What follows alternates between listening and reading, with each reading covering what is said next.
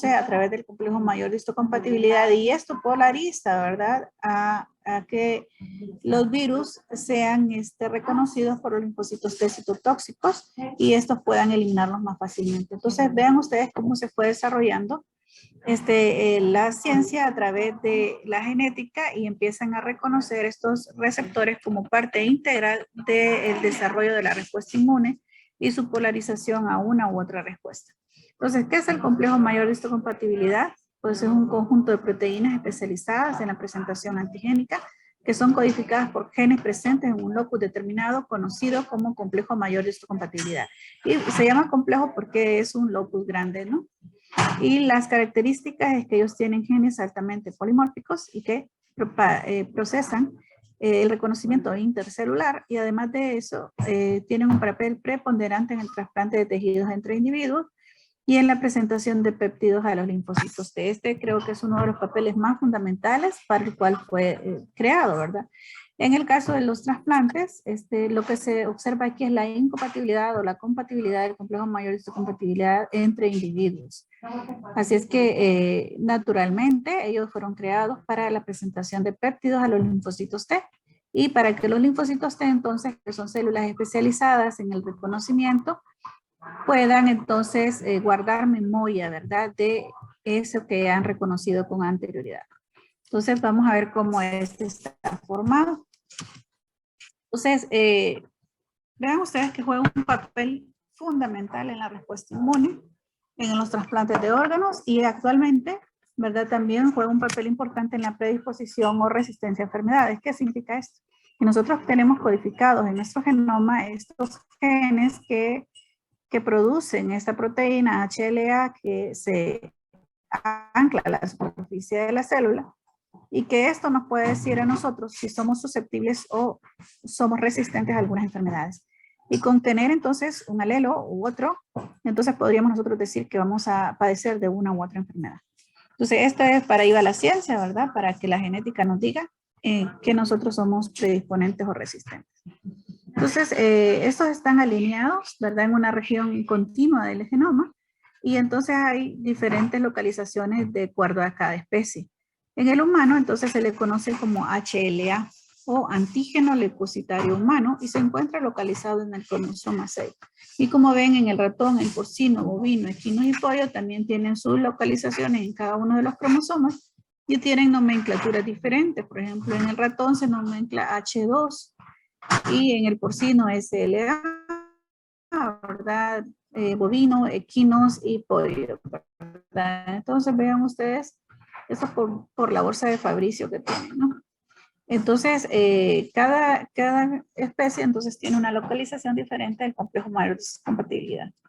Entonces, ¿cómo está organizado el complejo mayor de histocompatibilidad? Él se encuentra en el brazo corto del cromosoma 6, ¿verdad? Y entonces en este locus se encuentra dividido en 3 clases. En clase 1, clase 2 y clase 3. El clase 1 es el que primero se nomencla con las letras A, B y C y puede llegar a la E, G y H. En el caso del 2, entonces se nomencla con la D. Como ven ustedes, te salta aquí la D y pasa al complejo mayor de histocompatibilidad tipo 2. Entonces la D se nomencla con DP, DN, DM, DQ, DR, siendo entonces los principales exponentes de la respuesta inmune de la clase 1, el B, el C y el A, y de la clase 2, el DP, DQ y DR. Entonces, estos genes que codifican al complejo mayor de histocompatibilidad se traducen en los ribosomas, ¿verdad? Como proteínas que se van a unir y se van a anclar a la superficie de la célula. Como ven ustedes aquí, tenemos cadenas alfa y beta, ¿verdad? Que son las que forman el complejo mayor de histocompatibilidad, pero el complejo mayor de histocompatibilidad tipo 1 tiene una particularidad y es que tiene otra proteína, la beta-2 microglobulina, que no está codificada en este cromosoma, sino que está codificada en el cromosoma 15. Así es que vamos a ver más adelante cómo se estructura el complejo mayor de histocompatibilidad, pero ya de por sí ustedes pueden observar que solo tiene un anclaje a la membrana y que además de eso tiene la beta 2 microglobulina que proviene de otro cromosoma. En el caso del complejo mayor de histocompatibilidad tipo 2, estos genes DQ, DR y DP son los que forman este receptor de superficie que tiene dos anclajes a la membrana. Y estos sí están codificados todos en el cromosoma 6. De hecho, hay otra parte aquí del complejo mayor de histocompatibilidad clase 2 que también forma parte de otras proteínas que nos ayudan en la presentación antigénica, como son los genes LAM y los genes STAP.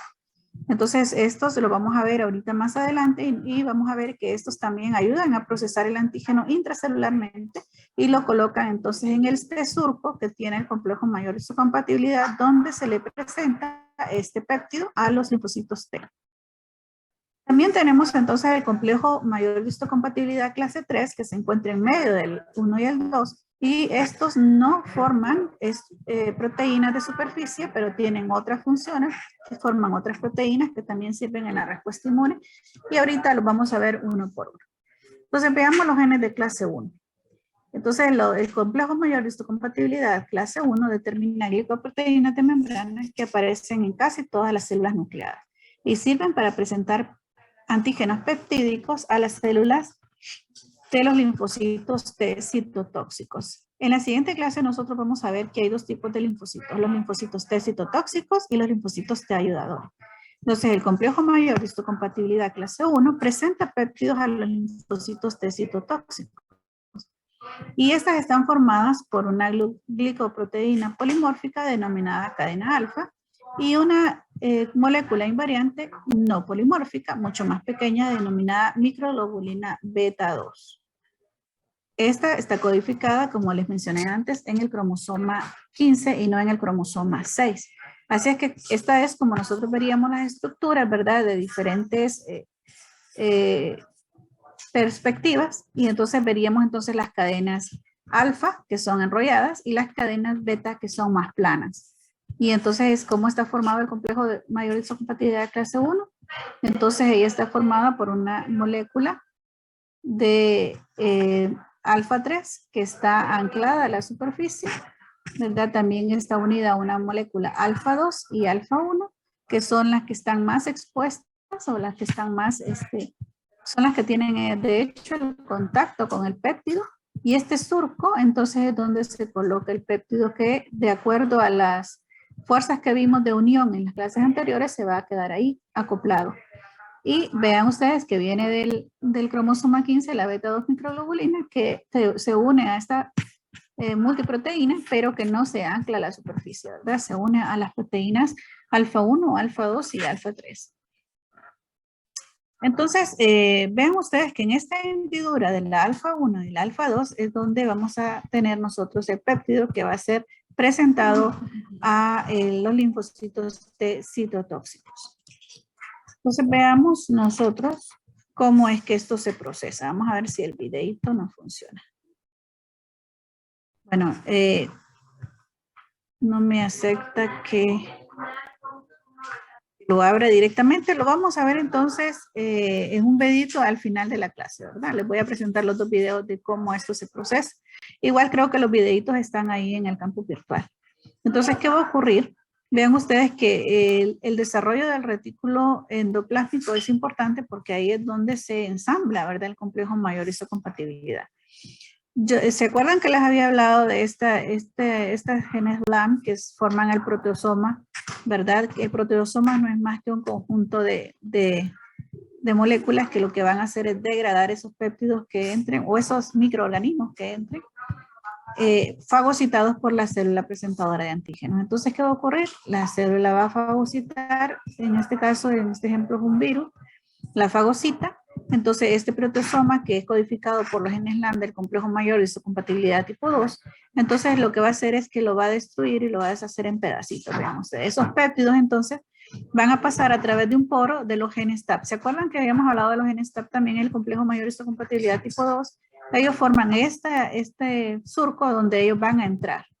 Este poro, perdón, donde van a entrar estos péptidos y se van a colocar en el complejo mayor de histocompatibilidad. Este es un proceso de desarrollo donde vemos que hay varias moléculas que ayudan a que se forme y estructure el complejo mayor de histocompatibilidad, alfa 1, alfa 2, alfa 3 y beta 2 microglobulina. Al final, entonces, estos péptidos que han sido ingresados a través del retículo se colocan en el surco del complejo mayor de histocompatibilidad y es llevado hasta la superficie de la célula para que ésta pueda ser anclada y presentado ese péptido a los linfocitos T citotóxicos. Cuando vean el video creo que va a quedar un poquito más claro esto. Entonces, ¿qué células? Ya habíamos dicho que en las células nucleadas íbamos a tener nosotros el complejo mayor de histocompatibilidad. Y estos cruces significan la cantidad de repeticiones de este complejo mayor de histocompatibilidad que vamos a encontrar en la célula. No es que solo se expresa un complejo mayor de histocompatibilidad, se expresa una gran cantidad de complejos en todo alrededor de la célula. Entonces lo tenemos nosotros en linfocitos T, en linfocitos B. Vean ustedes que en todas las células nucleadas tenemos, exceptuando, como ustedes ven aquí, a los glóbulos rojos. ¿Por qué será que no tenemos este complejo mayor en los glóbulos rojos? ¿Qué me dirán?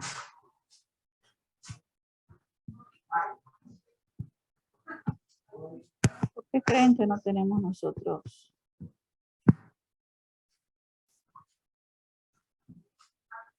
complejo mayor de histocompatibilidad en los glóbulos rojos?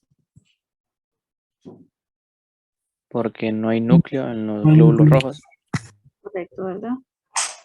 Entonces, no pueden procesar, ellos no pueden procesar nada, ¿verdad? Porque no tienen esa maquinaria sintética que está en el núcleo que nos ayuda a procesar toda la información genética que tiene esa célula. Así es que nosotros aquí veríamos cómo se verían esos receptores alrededor de la célula, ¿verdad? Y como dijimos que el complejo mayor de histocompatibilidad se nomencla HLA, entonces podemos encontrar números y letras después de ese HLA que nos va a indicar puntos específicos en ese halotipo que nos van a llevar a reconocer los diferentes subtipos del complejo mayor de histocompatibilidad tipo 1. Este, por ejemplo, es un hepatocito y ustedes ven que tiene HLA-B, HLA-C, HLA-A. Entonces, HLA, recuerde que es antígeno leucocitario humano, es como se le conoce el complejo mayor de histocompatibilidad en humanos, ¿verdad? Y si fuera ratón, ¿cómo se vería esta célula? ¿Cómo se nombraría? ¿Se acuerdan? En los ratones, entonces esto se llama H2 en vez de HLA. Entonces tendríamos HLA 29, 54, lo que sea. Entre más números tenga, significa que es el sitio más específico donde está localizado el gen que codifica para esa proteína. Y entonces nosotros aquí veremos que a diferencia de la exclusión alélica que vimos en los linfocitos B, esto se hereda codominantemente, ¿verdad? ¿Y qué significa? Que se hereda y se expresa codominantemente. O sea, heredamos los alelos de papá, los alelos de mamá, y estos se coexpresan, y entonces vamos a tener nosotros una variabilidad genética coexpresando los dos tipos de proteínas de mamá y papá. Entonces, vean ustedes, ahora les voy a hacer una pregunta. ¿Quién cree que sea más compatible conmigo? ¿Mis padres o mis hermanos?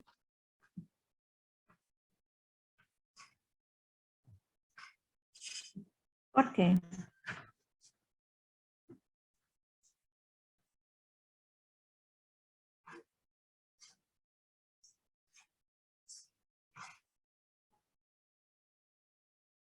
Ok, muy bien. Correcto, ¿verdad? Entonces, vamos a encontrar más compatibilidad entre hermanos debido a que tenemos la misma recombinación genética, pero tal vez no en la misma expresión, ¿verdad? Pero es más factible que seamos más compatibles con ellos. Veamos entonces el complejo mayor de histocompatibilidad clase 2. Esto también, vean ustedes que determinan glicoproteínas de membrana, son esos receptores que yo les he dicho, y solo se expresan en células presentadoras de antígeno. Aquí hay más restricción para el complejo mayor de histocompatibilidad tipo 2. ¿Se acuerdan ustedes que los linfocitos B tenían y los acompaña en todo su desarrollo el complejo mayor de histocompatibilidad tipo 2? Porque los linfocitos B también son células fagocíticas. Entonces, los macrófagos, las células dendríticas y los linfocitos B, entonces tienen este complejo mayor de histocompatibilidad. ¿Y cuál es la idea de esto? De presentarle estos péptidos a través del complejo mayor de histocompatibilidad a los linfocitos T ayudadores. Entonces, como vimos, los linfocitos T ayudadores se unen al complejo 2 y los linfocitos T citotóxicos se unen al complejo 1.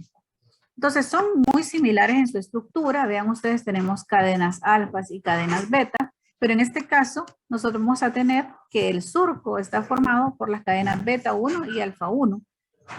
La alfa 2 y la beta 2 tienen un anclaje en la superficie cada una. Entonces, ¿cuál es la diferencia con el 1? Recuerden que aquí teníamos alfa 1, alfa 2 y alfa 3, y la alfa 3 era la que estaba anclada a la superficie. La beta 2 miclorobina viene de otro lado, ¿no? En este caso, el surco está formado por la beta 1 y la beta 2. Ahí es donde se va a colocar el péptido, ¿verdad? Y entonces es ahí donde hay un cambio de respuesta inmune.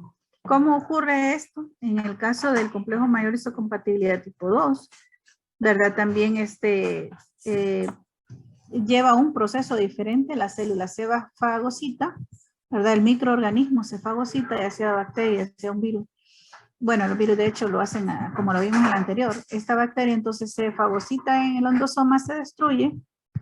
Y entonces lo que ocurre es que esta destrucción va a pasar, ¿verdad? El endosoma, ¿verdad? Es donde se desarrolla el complejo mayor de histocompatibilidad y entonces va a tener los péptidos ahí.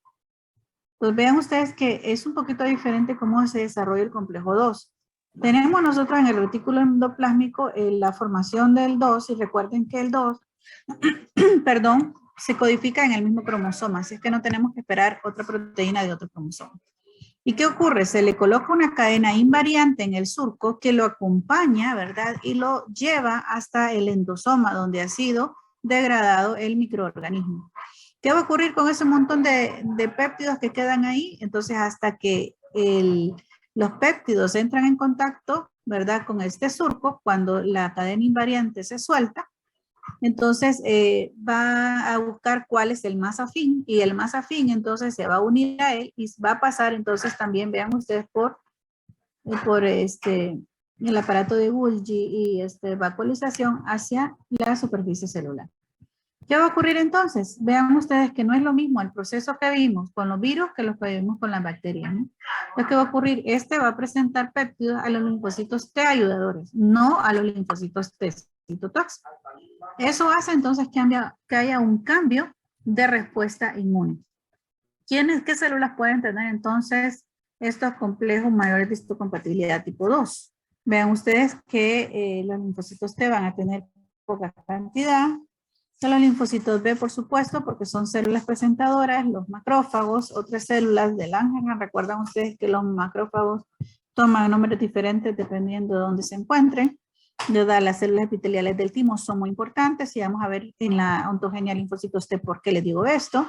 Y vean ustedes que van a tener, y las otras células, aun cuando tengan núcleos, no tienen complejo mayor de histocompatibilidad tipo 2, y no es porque no tengan la capacidad de procesarlo, sino porque no son células presentadoras de antígeno, entonces no son células que vayan a procesar estos microorganismos para poder presentarlos ante un complejo mayor de histocompatibilidad para que sea reconocido por los linfocitos T. Este es el caso de un macrófago, vean ustedes. ¿Se acuerdan que habíamos dicho que el complejo mayor de histocompatibilidad 2 se nomencla con la D y puede ser de R, de Q o de P? Y entonces aquí tenemos a HLA-D, R3, tenemos HLA-DP2 y puede tener un montón de números como vamos a ver al final de la diapositiva. Entonces, un macrófago, que es una célula presentadora de antígeno, entonces sí puede tener el complejo mayor de histocompatibilidad, pero no es el único que puede tener, porque de hecho, por ser una célula presentadora de antígeno profesional, se le llama así porque puede presentar tanto los linfocitos T citotóxicos con el HLA, A, B y C, a los linfocitos T ayudadores con el DP, DQ y DR. Entonces vean ustedes que por esa razón los macrófagos se les conoce como células presentadoras de antígeno profesional. Lo mismo que ocurre con los linfocitos B y otras células del Langerhans u otros macrófagos en otros lugares, ¿no? También, al igual que el 1, se hereda codominantemente. Entonces ya vieron, heredamos codominante el complejo mayor de histocompatibilidad tipo 1 y también heredamos codominantemente el 2. Entonces esto va complicando un poco más la compatibilidad, ¿no? Entonces, evidentemente, siempre vamos a ser más compatibles, como decía su compañera, entre hermanos que entre padres e hijos, ¿no? Porque yo solo tengo la mitad de uno y la mitad del otro. Los genes de la clase 3, como les decía, no codifican proteínas que están relacionadas con el complejo mayor histocompatibilidad o con estos receptores, sino que codifican para otras proteínas que también son muy funcionales en la respuesta inmune. Tal es el caso del complemento. ¿Se acuerdan que le habíamos hablado de que el complemento se nomencla con una C? Entonces vamos a ver después qué significa SC2, C4A, C4B. Entonces todas estas son proteínas del complemento, que son proteínas que se van activando en cascada para terminar en la lisis celular, ¿verdad? Y los factores de necrosis tumoral alfa y beta también se codifican en este complejo mayor histocompatibilidad tipo 3. Así es que no están relacionadas con los receptores, pero sí con la respuesta inmune. Veamos entonces el polimorfismo genético. Esto está basado en la secuencia de ADN, o sea, en su polimorfismo genético. Vean ustedes, si ustedes ven esta gráfica, ¿me pueden decir quién es más variable? ¿El complejo mayor histocompatibilidad 1 o el 2?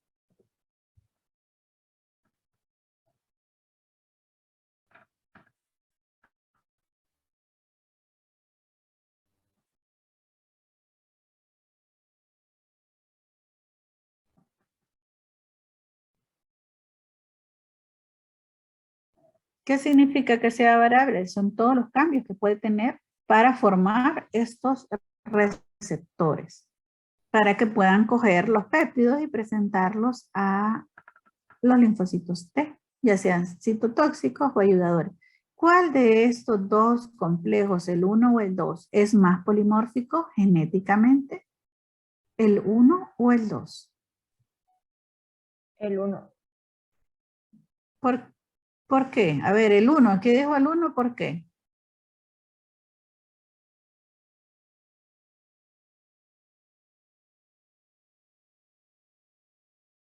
Y el que dijo el 2, ¿por qué? Es porque el 1 se compone del B, C y A y al hacer esa suma sale más alta que la del 2. Muy bien, muy buena observación. ¿Y el que dijo el 2?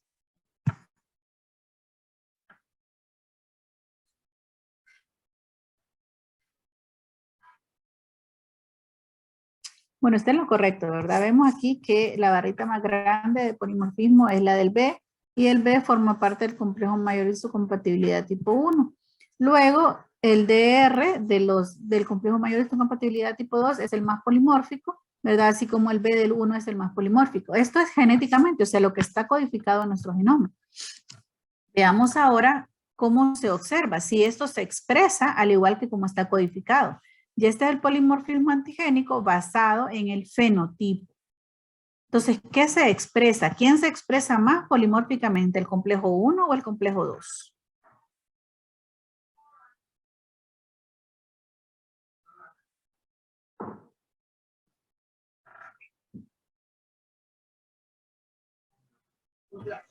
Según la gráfica del 1, doctor. Se expresa más el 1 que el 2.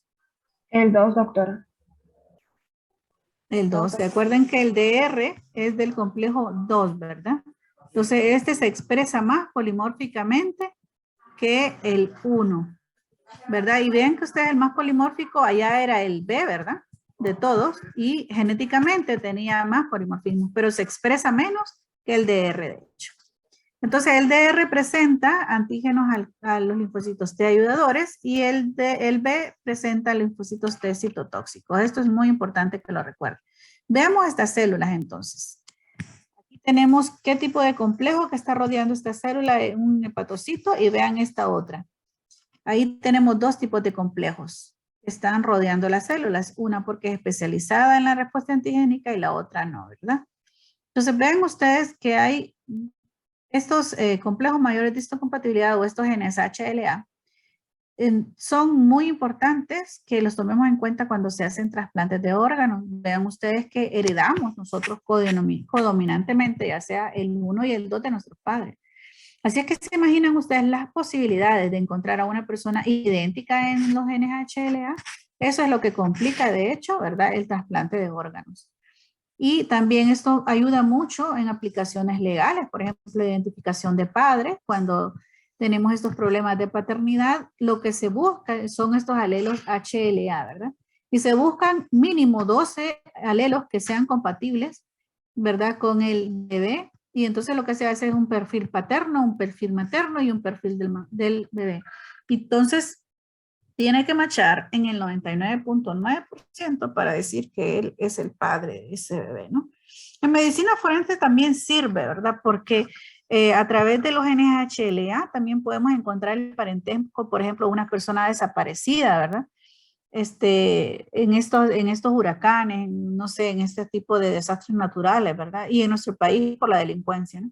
Entonces se pueden identificar tal vez también a través de los genes HLA, entre otras aplicaciones, como también vimos, ¿verdad? La resistencia o susceptibilidad a enfermedades. Por ejemplo, esta es la espondilitis anquilosante, es una enfermedad autoinmune que afecta, ¿verdad?, las articulaciones y la gente, bueno, se empieza a encorvar y entonces termina muriendo de degeneración del tejido. Entonces, ¿qué ocurre? Si nosotros tenemos este gen, este alelo B27, entonces yo tengo el 87.4% de riesgo de padecer espondilitis anquilosante. Ahora, ojo con esto, que yo lo tenga codificado en mi genoma, porque yo tengo este B27 con un montón de numeritos aquí que me dice específicamente el locus donde se encuentra. Entonces, tengo este riesgo de 87.4. Ahora, no significa que lo voy a padecer, ¿verdad? Tengo ese riesgo de padecerlo porque está codificado en mi genoma. Ahora, si no lo tuviera codificado en mi genoma, por supuesto, no tuviera este riesgo. Ahora, sí hay una 87.4% de probabilidad que lo padezca y generalmente se empiezan a padecer en la edad adulta, ¿no? Y así, ¿verdad? Con otras enfermedades, ya teniendo nosotros el análisis de nuestros genes con la región HLA, entonces podríamos predecir el riesgo que tengo yo de padecer una enfermedad. Y en otros casos de ser resistente a una. Por ejemplo, nosotros hicimos un estudio de dengue en el que nos dimos cuenta que el factor de necrosis tumoral alfa es un factor de predisposición para dengue hemorrágico, por ejemplo, en Honduras. Entonces, por ahí está publicado nuestro artículo y entonces ahí lo pueden revisar. Pero la verdad es que es muy importante, ¿verdad? Conocer, ¿verdad? Lo que nosotros somos predisponentes o lo que somos susceptibles. Entonces, yo creo que lo vamos a dejar hasta aquí. Ustedes vean ahí cómo se ve la nomenclatura, ¿verdad?